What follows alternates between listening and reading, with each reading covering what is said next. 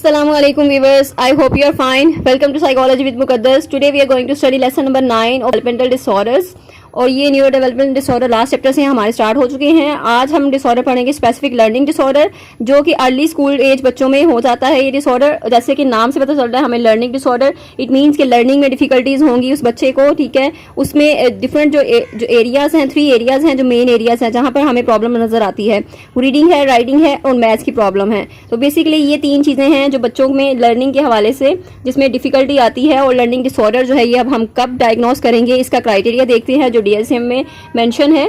और first of all तो difficulty होती है बच्चों को लर्निंग में, एकेडमिक स्किल्स जो हैं वो यूज नहीं कर पाते, एंड ये इंडिकेटेड है by the presence of at least the following symptoms. जितने भी सिम्टम्स बताए गए हैं उनमें से एक जो सिम्टम होना चाहिए that have persisted for at least 6 month, और 6 मंथ तक वो होना चाहिए।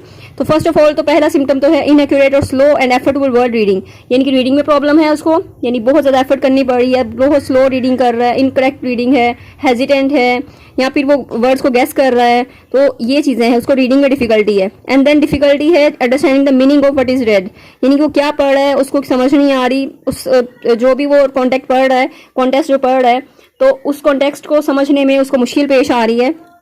And then difficulties with spellings, spelling के साथ डिफिकल्टी है, बहुत ज्यादा स्पेलिंग को समझ नहीं पा रहा।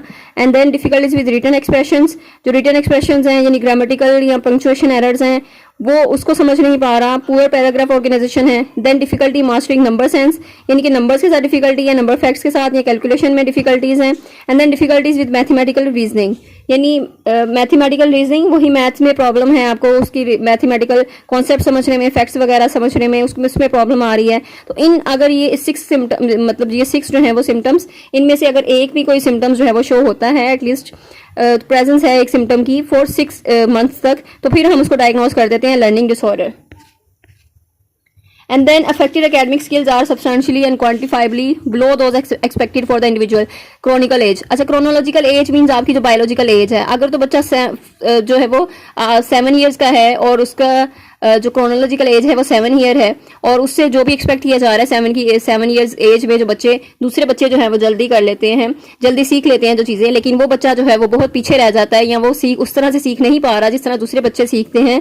तो इस तरह हम उसको आइडेंटिफाई कर सकते हैं, और उसकी जो प्रॉब्लम्स हैं एकेडमिक लाइफ मतलब उसकी डिस्टर्ब है। एंड और ये डिसऑर्डर जो है individuals age 17 years and older उसमें होता है। And documented history of impairing learning difficulties में be substituted for the standardized assessment. अच्छा, इसकी जो इम्पेयरमेंट है लर्निंग डिफिकल्टीज की, हम उसको स्टैंडर्डाइज्ड असेसमेंट में जो है वो उसको करते हैं, डायग्नोस करते हैं। एंड देन C है लर्निंग डिफिकल्टीज जो है वो शुरू होती हैं आपकी स्कूल एज में, स्कूल एज के सालों में, ठीक है। एंड देन और मैनिफेस्ट होती हैं, वो लेट भी मैनिफेस्ट हो सकती हैं, जैसे कि एकेडमिक स्किल्स आपके जो अफेक्ट होते हैं जिस तरह, तो वो इंडिविजुअल्स की कैपेसिटीज जो हैं उसको करने में, डिस्कवर करने में बाज़ औक़ात बहुत देर भी हो जाती है। तो लर्निंग डिफिकल्टीज हैं D है learning difficulties are not better accounted for by the intellectual disabilities, यानी कि हमने ये भी इसको रूल आउट करना है कि जो दूसरी डिसेबिलिटीज हैं कहीं उसकी वजह से तो नहीं हो रहा, कि इंटेलेक्चुअल डिसऑर्डर तो नहीं है, डिसेबिलिटी तो नहीं है, जो हमने पहले जो डिसऑर्डर पढ़ा इंटेलेक्चुअल डिसऑर्डर वो भी नहीं है, या दूसरी कोई डिफिकल्टीज दूसरी चीजें नहीं है, या दूसरे मेंटल डिसऑर्डर्स तो नहीं है, या न्यूरोलॉजिकल डिसऑर्डर, या विजुअल ऑडिटरी कोई डिसऑर्डर ये प्रॉब्लम है। तो उसको हमने रूल आउट करना है, उसको हमने निकालना है। उसके बाद फिर हम देखेंगे कि इसी डिसऑर्डर की वजह से ये चीज़ हो रही है, डिफिकल्टी जो है वो लर्निंग डिसेबिलिटी जो है वो उसी वजह से ये चीज़ें हो रही हैं। देन डायग्नोस्टिक क्राइटेरिया इसका देखते हैं कि अगर हम इसको डायग्नोस करते हैं इंडिविजुअल में, एंड देन इसमें स्पेसिफायर्स हैं कुछ कि इसमें सिर्फ रीडिंग की डिसेबिलिटी है, सिर्फ जो कि इंपेयरमेंट है रीडिंग में, ठीक है, रीडिंग करने में मुश्किल पेश आ रही है, वर्ड रीडिंग एक्यूरेसी नहीं है, रीडिंग रेट जो है फ्लुएंसी वो बहुत कम है, रीडिंग कंप्रीहेंशन नहीं है, रीडिंग को समझ नहीं पा रहा। इसकी दूसरी अल्टरनेटिव टर्म यूज करते हैं हम डिसलेक्सिया, ये इंपॉर्टेंट MCQs भी है। डिसलेक्सिया टर्म यानी रीडिंग डिफिकल्टी या रीडिंग डिसेबिलिटी के लिए यूज होती है, और इसमें यानी कि रीडिंग में डिफिकल्टी है, पुअर डिकोडिंग है, स्पेलिंग डिसेबिलिटीज, ये सारी चीजें। And then writing disability, writing disability को हम डिस्ग्राफिया भी कहते हैं, यानी कि इसमें स्पेलिंग एक्यूरेसी है, ग्रामर पंक्चुएशन एक्यूरेसी नहीं होती, क्लैरिटी नहीं है इसमें। फिर मैथमेटिकल डिसेबिलिटी है, यानी इसमें मैथ से रिलेटेड प्रॉब्लम है, और इसकी दूसरी टर्म डिसकैलकुलिया है। डिसकैलकुलिया इसकी जो ये भी इंपॉर्टेंट MCQs है, और ये डिफिकल्टीज कौन कौन सी हैं, नंबर साइंस में होती है, मेमोराइजेशन में होती है, अरिथमेटिक फैक्ट्स में, एक्यूरेट फ्लुएंट कैलकुलेशन में, एक्यूरेट मैथ रीजनिंग में।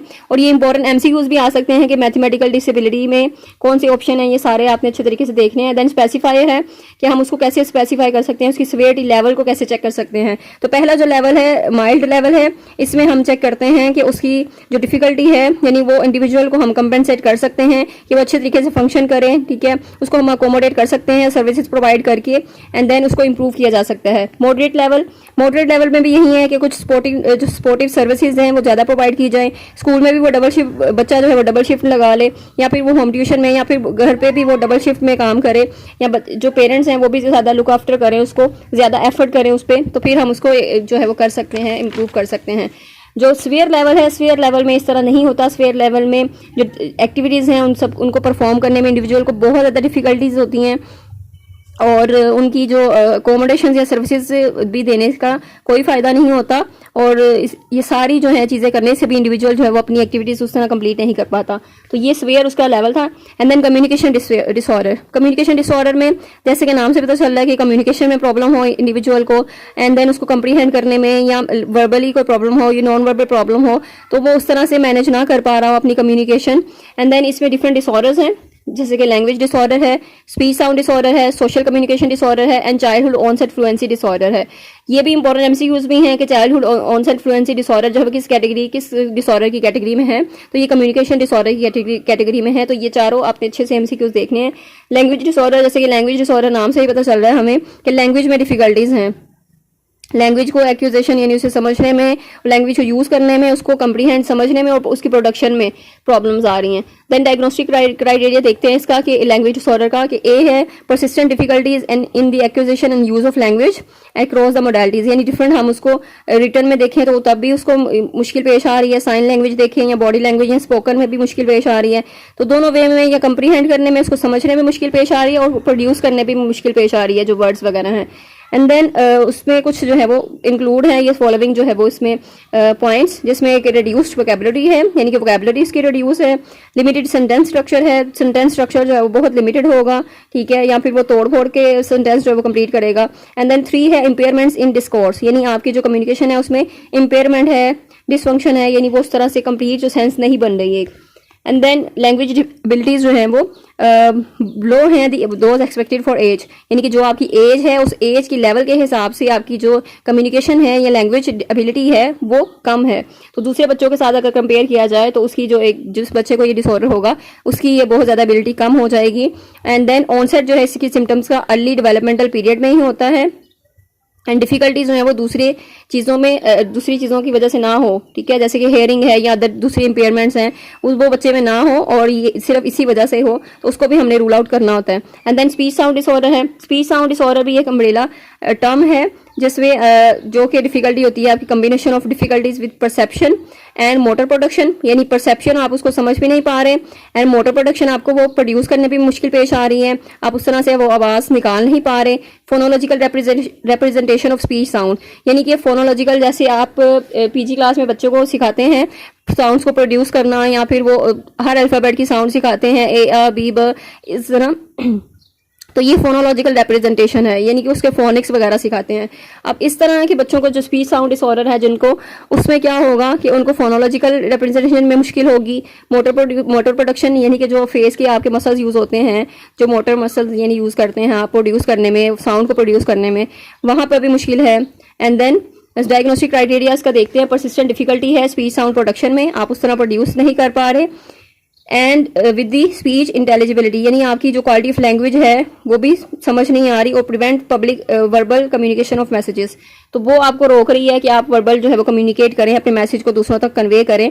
तो ये जो डिस्टर्बेंस है वो लिमिटेशन कॉज करती है आपकी इफेक्टिव कम्युनिकेशन में, यानी वही कम्युनिकेशन का ही डिसऑर्डर है ना, उसकी टाइप में, उसकी कैटेगरी में आता है, तो आपकी कम्युनिकेशन को इफेक्ट करेगी ये चीज़ जो आप स्पीच साउंड जो प्रोड्यूस नहीं कर पा रहे। इसका भी ऑनसेट जो है वो अर्ली डेवलपमेंटल पीरियड ही है। डिफिकल्टीज इसकी जो दूसरे डिसऑर्डर्स हैं उनको रूल आउट करना है हमने इसमें से, कि वो उन डिसऑर्डर्स की वजह से ये चीज़ ना हो रही हो, जैसे कि सेरेब्रल पाल्सी है, क्लेफ्ट पैलेट है, डेफनेस है, या हेयरिंग का लॉस है, या ट्रॉमेटिक ब्रेन इंजरी है, तो उन चीज़ों को रोल आउट करना है। चाइल्डहुड ऑनसेट फ्लुएंसी डिसऑर्डर, ये डिसऑर्डर स्टटरिंग का डिसऑर्डर है। इसमें जो बच्चा बहुत ज़्यादा स्टटर करता है, यानी बहुत ज़्यादा अटकता है, और बहुत ज़्यादा जो है स्टटर करता है, हकलाता है जिसे कहते हैं। तो डायग्नोस्टिक क्राइटेरिया इसका देखते हैं। इसमें से कुछ एमसीक्यूज भी आ सकते हैं कि ये जो सिम्टम है ये किस डिसऑर्डर का है, इस तरह भी एमसीक्यूज आ सकते हैं, इसीलिए इसको ध्यान से देखना है।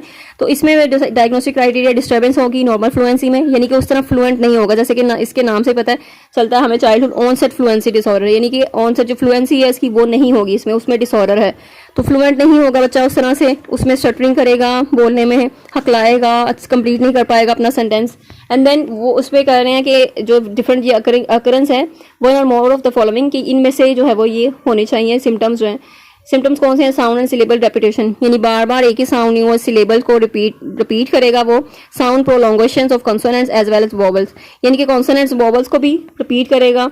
और साउंड प्रोलोंगेशन होगी, यानी बहुत ज़्यादा लंबा खींच देगा उसको, जैसे आई इस तरह करके। ब्रोकन वर्ड्स मीन वो वर्ड्स जो हैं वो आपके ब्रोकन हैं और वो उस तरह कंप्लीट नहीं कर पा रहा, ठीक है। एंड देन जैसे कि पॉजेज वर्ड है तो अगर इसको ब्रोकन करें तो पॉजेज इस तरह करके। एंड देन ऑडिबल और साइलेंट ब्लॉकिंग, यानी कि आपकी जो ब्लॉकिंग होगी वहाँ पे साइलेंट वो साइलेंट हो जाएगा थोड़ी देर के लिए, ठीक है, या फिर सुनाई नहीं देगा। तो ये चीज़ है कि ऑडिबल और साइलेंट ब्लॉक हो जाएगा। फील्ड और अनफील्ड पॉजेज होंगे स्पीच में, बहुत ज़्यादा पॉजेज होंगे हर स्पीच में, या सेंटेंसेस वो बोल रहा होगा तो उसमें बहुत ज़्यादा पॉज लेगा, ठीक है।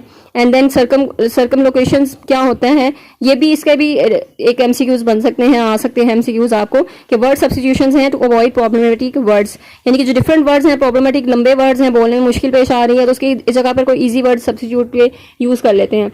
And then words produced with an excess of physical tension, यानी बहुत ज़्यादा फिजिकल जो मसल फेस के इस तरह ये फेस के एक्सप्रेशन ज़रा चेंज हो जाएंगे, पता चलेगा कि बहुत ज़्यादा टेंशन में बच्चा बोल रहा है, ये टेंशन ले रहा है या पता नहीं मतलब कैसे बोल रहा है।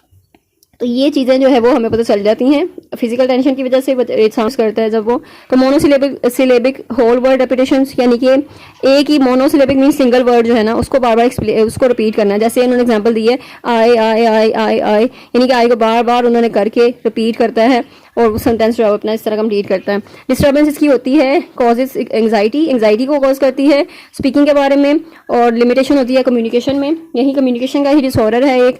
सोशल पार्टिसिपेशन में, दूसरी चीज़ों में प्रॉब्लम होती है ऑक्यूपेशनल एकेडमिक लाइफ में। एंड देन ऑनसेट जो है इसका भी अर्ली डेवलपमेंटल पीरियड ही है, और डिस्टर्बेंस जो है इसकी एट्रीब्यूटेबल नहीं है टू स्पीच मोटर और सेंसरी डेफिसिट, यानी कि दूसरे डिसऑर्डर है, यानी स्पीच मोटर का तो डिसऑर्डर नहीं है, या सेंसरी डेफिसिट या डिसफ्लुएंसी, एसोसिएटेड न्यूरोलॉजिकल कोई मतलब चीज़ तो नहीं है, स्ट्रोक तो नहीं, ट्यूमर तो नहीं है, ट्रॉमा तो नहीं है कोई, या दूसरे मेडिकल कंडीशन तो नहीं है। तो उस चीज़ों को हमने रूल आउट करते हैं ताकि हमें पता चल सके कि ये डिसऑर्डर इसी वजह से, इसी डिसऑर्डर की जो है वो सिम्टम्स हैं सारे, और दूसरी कोई रीज़न नहीं है।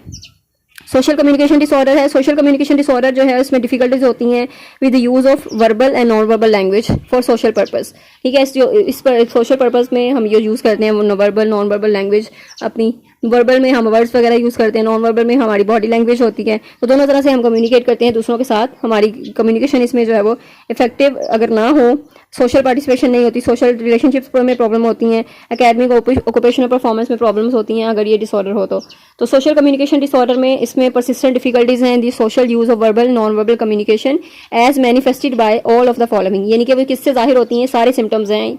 और इसमें डेफिसिट्स हैं in using communication for social purpose, यानी कि जो कम्युनिकेशन सोशल पर्पस के लिए हम कम्युनिकेशन करते हैं उसमें डेफिसिट्स होते हैं, उसमें कमी आ जाती है, बहुत ज़्यादा इंपेयरमेंट होती है और उसमें खराबी आ जाती है आपकी एबिलिटी जो है वो कम्युनिकेशन को चेंज करने, ताकि आप मैच कर सके कॉन्टेक्स्ट को, ठीक है। आप दूसरों की बात को समझना या दूसरों के तंज को समझना, ये चीज़ भी आप में जो है वो लैक करेगी। And then difficulties following rules for conversation and story telling, यानी कि स्टोरी टेलिंग कन्वर्सेशन कुछ रूल्स होते हैं उनको फॉलो करना वो आपको नहीं पता, या रीफ्रेज नहीं कर सकते आप, रीफ्रेज मीनिंग अंडरस्टैंड नहीं कर सकते, या कोई इडियम्स वगैरह किसी ने यूज़ किए आप उसका मतलब नहीं समझ पाते।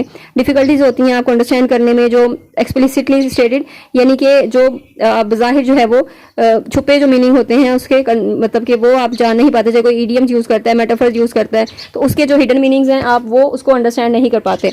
एंड देन बी है deficits result in functional limitations in communication, ये आपकी जो है वो डेफिसिट्स आपके इफेक्टिव कम्युनिकेशन यानी आपकी जो फंक्शनल लिमिटेशन है वो कर रहे होते हैं, सोशल पार्टिसिपेशन को लिमिटेड कर रहे होते हैं, सोशल रिलेशनशिप को, ये सारे जितने भी एरियाज ऑफ योर लाइफ सबको डिस्टर्ब कर रहे होते हैं। देन ऑनसेट जो है इसका भी डेवलपमेंटल पीरियड है, अर्ली डेवलपमेंटल पीरियड। सिम्टम्स जो है दूसरे एट्रीब्यूटेबल नहीं है टू अनदर मेडिकल और न्यूरोलॉजिकल कंडीशन, बाकी दूसरी जो है वो मेडिकल न्यूरोलॉजिकल कंडीशन उसको रूल आउट कर देना है, उसको हमने निकाल देना है ताकि हमें पता चले कि सिर्फ यही रीज़न है और यही सिम्टम्स हैं और इसे सोशल कम्युनिकेशन डिसऑर्डर है।